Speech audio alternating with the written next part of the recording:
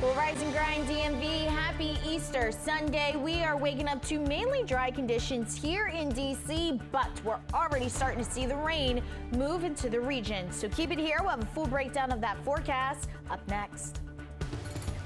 This morning on DC News Now, a Metro bus inside a DC restaurant. What authorities say led to that crash. The second missing U.S. service member found after a fighter jet was shot down in the Middle East. We have an update on their condition. And DC United stepping in, helping inmates prepare to step back into the real world. You're watching the station covering all of the DMV. This is DC News Now. Good morning. Thanks for joining us here on DC News Now. I'm Tosin Fakile. Happy Easter. Your time, it is 7 o'clock. And if you have Easter plans today, you really want to hear what meteorologist Brittany Ward has to say in just a few minutes. But let's head on outside and see what it looks like at this exact moment. We are looking over the National Cathedral on this Sunday.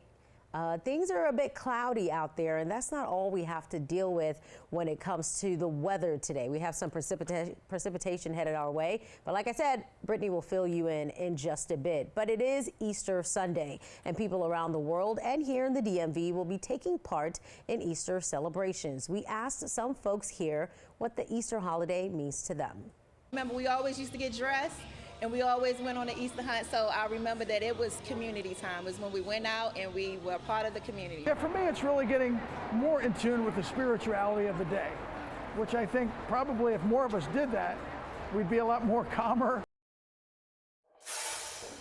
And families in Southeast DC got together for a free Easter festival Saturday. It was at the Anacostia Rec Center at Ketchum. It was hosted by Councilmember Trayon White and Friends of Anacostia. The day was a celebration with music, games, giveaways, an egg hunt, and lots more. Organizers say the event not only celebrates the community, but highlights the new rec center in Ward 8. We're celebrating life and celebrating our young people today in this community. We thought the Easter Festival would be a great time to let them know that we have a new rec center for children to come out and play and enjoy the gym space. The Anacostia Rec Center opened in February. Organizers hope the event will lead to more programs this summer. And some stores will be closed today because of the holiday. Aldi, Costco, Sam's Club, Target, and Chipotle won't be open for Easter. But you can go to some places. Walmart, CVS, Trader Joe's, and Whole Foods say they'll be open for Easter Sunday.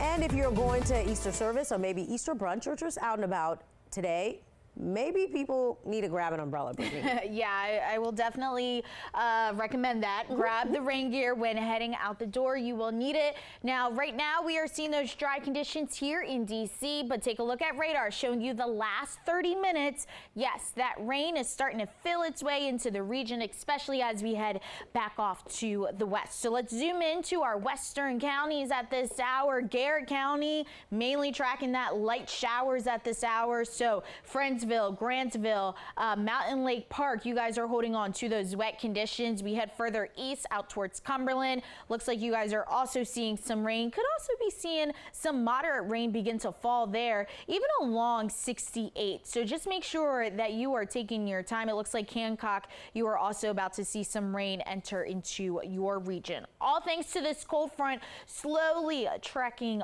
east at this hour. This will be the reason why we're going to be seeing those wet conditions. And this doesn't really arrive into DC until the later half of our morning into the early afternoon hours. So if you do plan on heading to the Nats game today, again, they take on the Dodgers at 1:35 this afternoon. It's going to be wet, so have the poncho on hand right around first pitch. We're expecting those temperatures in the upper 60s. Final out, we can't rule out a stray shower. Still going to be holding on to the 60s. And Tosin, I'm tracking cooler conditions as we open up the work week. So keep it here. We'll have a full breakdown of that forecast in about 10 minutes. All right, Brittany, we'll check in with you then. Thank you.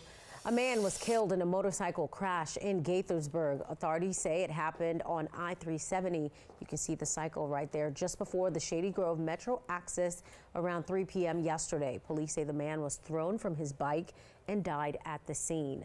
And a D.C. restaurant will not be hosting Easter Sunday meals after a Metro bus crashed into it. We're talking about Ambar, a restaurant in the Shaw neighborhood, and it's unknown how long the Balkan restaurant will be closed for after the crash that happened early Saturday morning. D.C. News Now's Dave Laval has that report. It's just like, well, nothing seems to amaze me. Janice Underwood surveys the damage after a Metro bus crashed into the Ambar restaurant in the District Shaw neighborhood. I've been in D.C. all my life, so. I mean, this right here, it was scary, but thank God no one was seriously hurt. Metro Transit Police say the crash happened shortly after 7 a.m. Saturday when an SUV slammed into the bus. D.C. Fire and Rescue said it checked on 4 people. However, crews only took 3 women, both drivers and a bus passenger, to the hospital with minor injuries. The restaurant had been empty at the time, as it typically does not open for brunch until later in the morning. Well, it's surreal. Nicole Shea is the advisory neighborhood commissioner for this part of the district. We just can't have people driving like this. This was a really close call. It could have been much more serious, much more dangerous. DC News Now did check on the license plate of the SUV involved in the crash. According to the DC Department of Motor Vehicles, we found $760 in unpaid tickets for various things, including speeding and stop sign violations. There's no word if any charges have been filed or when the restaurant will reopen for business. In the Shaw neighborhood in Northwest, Dave Laval, DC News Now. Wow, what a wild scene. Dave, thanks for that report. In Virginia, 2 adults and 2 children are without a home after a fire in Prince William County.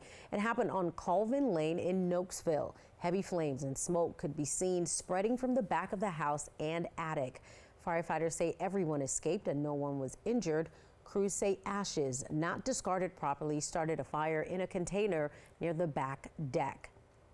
And some relief could be coming to people in D.C. City Council passed emergency legislation to temporarily pause electricity shutoffs because of extreme Pepco rate increases. The legislation would prevent Pepco from disconnecting electricity for 90 days for families and businesses that owe $1,000 or less. The decision comes after courts found regulators failed to scrutinize Pepco's proposal for multi-year rate increases. The rate hikes have been following a spike in utility bill costs nationwide. And in Maryland, Prince George's County Council also taking action to deal with skyrocketing electricity bills. Some families say their bills have doubled or even tripled. The resolution asked the Office of People's Counsel to take a closer look at spiking utility bills. Pepco says winter demand and heavy use from data centers strained the grid, and new energy isn't coming online fast enough to keep up. People who live in Maryland say they want clear answers and are glad action is being taken. We need someone to stand up to these energy companies and try to give us some clarity of what's going on with our bills. We need to know exactly what is going on and why. Council members say the results of this investigation will help determine next steps. They're also calling on state and federal lawmakers to step in with solutions. The Maryland Public Service Commission wants to hear from you. They are holding virtual hearings next week on Pepco's proposal to raise electricity rates. The first meeting is April 14th. The second is on April 17th. Both meetings start at 6. You'll need to RSVP by Friday to attend the first meeting. That sound is music to my ears. Opening weekend for the Washington Nationals continues today. Nats fans will get to see their team play in the last of the 3-game series against the LA Dodgers. Now, the Nats unfortunately lost to the Dodgers yesterday, but fans can at least count on food at the park hitting it out of the ballpark this season. I got to talk to a chef and head of hospitality at Nats Park about what's in store for fans at Concession. We have our DC half smoke, that's our slugger. We have chili, cheese sauce, jalapenos, and fried onions. Ooh. You know, that's a big favorite. You know, we brought it back because it was so popular. And then we also have our DC chicken tower. You know, we got 12 ounces of grilled chicken breast, we got bacon, we got Gruyere cheese, special sauce, and yes, a little bit of lettuce so you don't feel too guilty eating all of that. And then we also have our bases loaded foot long. It's got chili, cheese, guacamole, salsa, pickles, fried onions, roasted peppers. There's so much diverse food that we have here. And, you know, the Terra Club, we have the PNC Club. You can come in. We got some beautiful buffets, you know, really great carving stations. So while you're here, there is something for everyone here. I promise you that. Noted.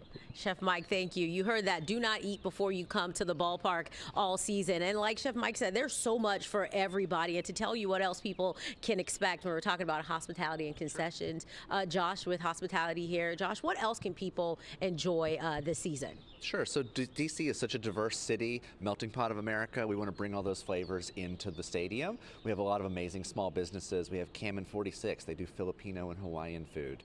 We have Song's Korean hot dogs. New this season, we have Fuzzy's Burgers, Stuggy's hot dogs. We have the best churros I've had outside of Mexico from Don Churro. That's in a couple locations. And then we have DC Classics. Everybody knows Ben's Chili Bowl. They have a new location here on the second floor by the Bud Terrace, right beside Roaming Rooster. So go and get, you know, famous DC half smoke with Ben's famous chili.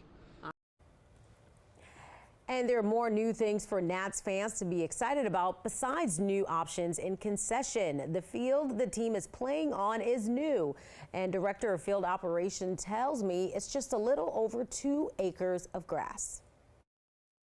So the last piece of sod was installed March 5th. That process started back in January.